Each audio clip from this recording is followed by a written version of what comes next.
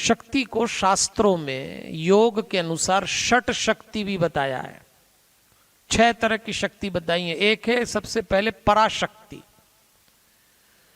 ये सभी शक्तियों का मूल है। फिर होता है ज्ञान शक्ति, दूसरी क्रिया का कारण, दूरदर्शिता, अंतर्दृष्टि, ये सब इसके अंतर्गत आती है। फिर आएगी इच्छा शक्ति, इंद्रियों को सक्रिय करने वाली। और इंद्रियां इच्छा शक्ति से यदि सतगुण से जुड़ जाएं इंद्रियां, तो जिंदगी में परिणाम अलग आएंगे। इंद्रियां रजोगुण से जुड़ जाएं तो रिजल्ट अलग मिलेंगे। और इंद्रियां तमोगुण से जुड़ जाएं, इंद्रियां मतलब आंख, नाक, कान, मलमूत्र की 2 इंद्रियां, जितनी 5 कर्मेंद्रियां, 5 ज्ञानेंद्रियां हैं, ये 10 इच्छा शक्ति से संचालित होकर जिस गुण से मिलेगी वैसे आपको परिणाम मिल जाएंगे। तो ये क्रिया शक्ति हो गई।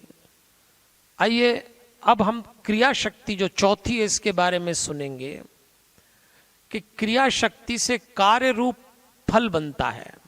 कोई आप काम करेंगे तो वो क्रिया शक्ति से होता है। और 5वीं कुंडलिनी शक्ति, ये जो कुंडलिनी शक्ति होती है ये पौधों में, पेड़ पौधों में ये जीवन शक्ति के रूप में होती है।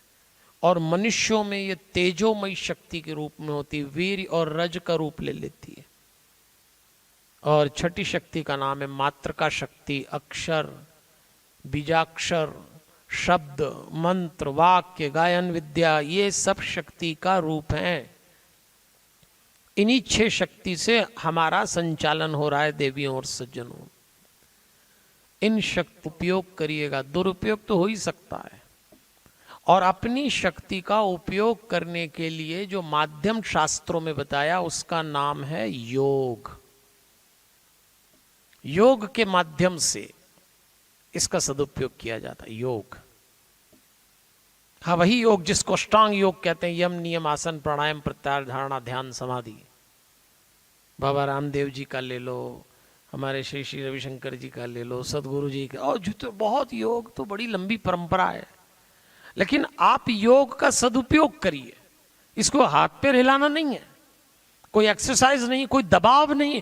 कई लोगों को तो योग भी दबाव में करना पड़ता है। सुबह ऐसे अंबा के उठते हैं और योग करना, योग करना। कईयों को तो एक टीचर लगता है योग वाला, सिखाने के लिए टीचर आता, और वो टीचर किसी दिन नहीं आए तो इतना खुश होते हैं, बच्चे बच्चे तो बच्चे बच पड़े, फंसे, गिरे। ऐसा योग करने से क्या मतलब? कुछ नहीं मिलता ऐसे योग से।